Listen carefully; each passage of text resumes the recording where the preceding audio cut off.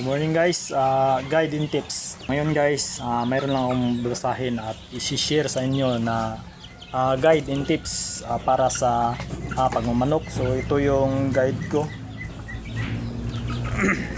Share ko lang baka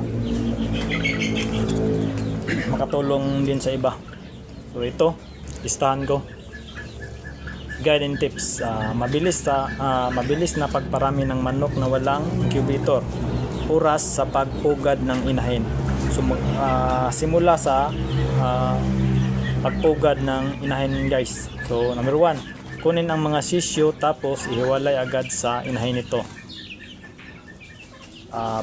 Number 2, ilagay ang inahin sa isang kulungan na may kasamang tandang. At pangatlo, maglagay ng palatandaan sa inahin o lagyan ng tagging. Number 4, isulat ang pitsa kung kailan ito napugad o namisa. Panglima guys, maghintay ulit kung kailan mangingitlog ang inahin or mapugad o mamisa. So yan lang guys, thank you for watching.